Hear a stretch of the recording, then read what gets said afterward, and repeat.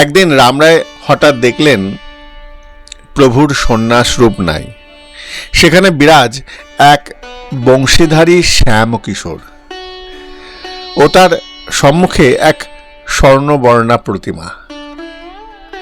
এই স্বর্ণ প্রতিমার উজ্জ্বল গৌরবর্ণ শ্যামলের সর্বাঙ্গ আচ্ছাদিত বা ঢাকা। দর্শন করে রামরায় বললেন, প্রভু, মনে হয় আমার একটা সংশয় আছে, কৃপা করে সেই সংশয়টা সমাধান করে দাও। প্রথমে বলি, তোমাকে সন্ন্যাসী রূপে দেখলাম, তারপর দেখলাম তোমার স্থানে শ্যামল গোপবেশধারী এক নবকিশোরকে, আবার তার সামনে এক কাঞ্চন বর্ণা পুত্তলিকা নাচছে। সে তার গৌরকান্তির ছটা দিয়ে শ্যামসুন্দরের শ্যামল শোভা আবৃত করে দিচ্ছে। প্রভু, এর কারণটা কি? প্রভু তখন ধরা পড়বার ভয়ে নিজেকে আবার লুকোতে চেষ্টা করলেন।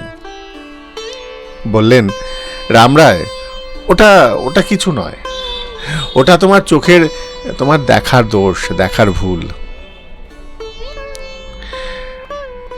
তোমার প্রবল প্রেম, তোমার মনে, তোমার অন্তঃকরণে প্রবল প্রেম আছে তো রাধাকৃষ্ণের প্রতি, তাই তুমি তোমার প্রেম চক্ষে আমার মধ্যে তাই দেখছ। রায় বললেন, প্রভু, তুমি কপটতা ত্যাগ করো, আমার কাছে নিজ স্বরূপকে আত্মগোপন করো না। আমার মনে হয় তুমি রাধিকার ভাবকান্তি করি অঙ্গীকার, নিজ রস আস্বাদিতে করিয়াছ অবতার। প্রভুর কৃপায় রামরায়ের অন্তরে প্রভুর পরম তত্ত্বস্ফূর্তি প্রাপ্ত হয়েছে। মনে হয় আর সংশয় নাই।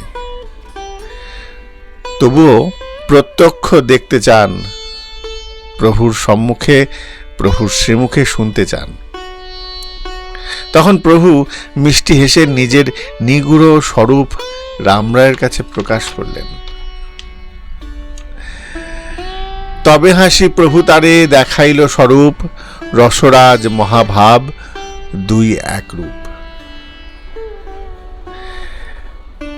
মৃদু হেসে প্রভু রায়ের বাক্যে সম্মতি জানিয়ে নিজের স্বরূপ দেখালেন। প্রভু দেখালেন শৃঙ্গার রসরাজ শ্রীকৃষ্ণ ও মহাভাব স্বরূপিণী শ্রী রাধা, একাধারে একীভূত হয়ে শ্রী গৌর সুন্দর রূপে প্রকটিত। এই অপূর্ব অনির্বচনীয় স্বরূপ দর্শন করে রামানন্দ আনন্দে সম্বিত হারা হলেন। শ্রীমন মহাপ্রভু বললেন, আমার অঙ্গের গৌর বর্ণটা বস্তুতপক্ষে আমার বর্ণ নয়। শ্রী রাধার স্পর্শেই তার অঙ্গের ছটাতেই আমার বর্ণের এই গরিমা। এটা শ্রীমন মহাপ্রভু নিজে মুখে রামরায়ের কাছে স্বীকার করলেন।